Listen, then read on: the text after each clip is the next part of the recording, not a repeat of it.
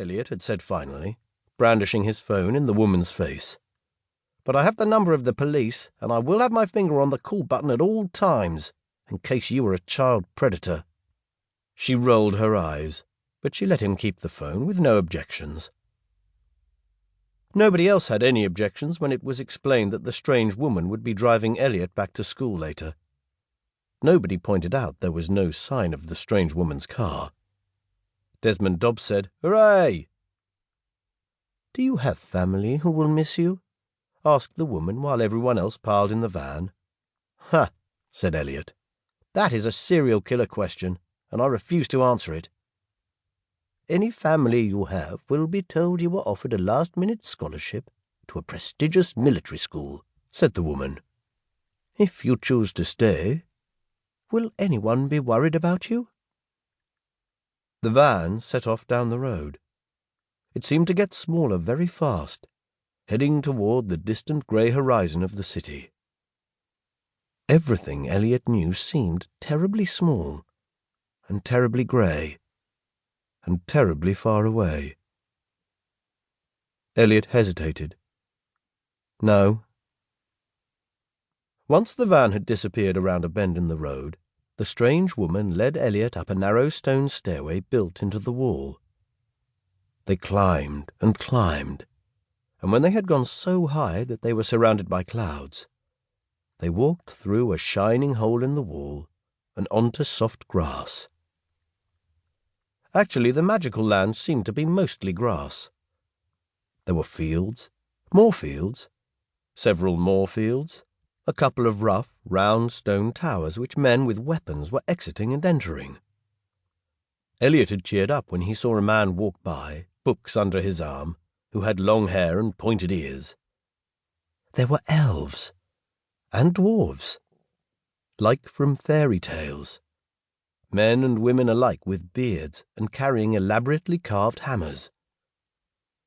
He looked around for other marvels. Mostly there were other kids. Some of them were quite big, and some of them looked no more than Elliot's age.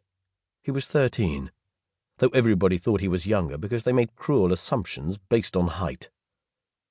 All the kids had lined up at different tables to be signed in, and now the kids Elliot's age were all standing together in a cluster waiting to be told what to do. Elliot turned to the woman who had led him here. Her clothing did not look so strange here, where a lot of people were wearing breeches and buckles all over. He had only known her for 5 minutes, which made her 5 minutes more familiar than anyone else. Under cornrows that ended in a black coronet of twisted hair, her face was impatient, but not unkind. "Is this the part where I get told that only I can save the magical land?" "This is the part where you get trained," said the woman. "Or not. You choose." "Train for what?" Elliot demanded. But the woman had already strode off to be cryptic elsewhere, and left him with the group of kids his age. He was slightly alarmed. The wall on the other side had been low, but carved with graffiti, so he suspected there were vandals about. His phone was sizzling. And now this. It was so unfair. Elliot had not expected a magical land to be all fields. Some of the fields had cows in them, and he was pretty sure they weren't magic cows. And other kids. Elliot especially did not like the other kids aspect of Magic Land. Elliot does not interact well with peers on all his report cards. If the teachers had been more precise, what they would have said was, "does not shut up well around stupid people." But that was teachers for you.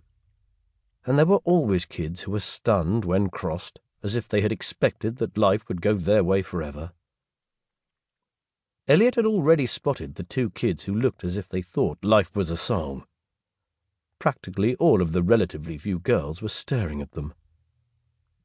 One of the boringly human pair of boys, the obvious leader, was tall and broad-shouldered, with golden hair, as if nature had said, "No worries, buddy, I gotcha. No nasty, tiring thinking will ever be necessary.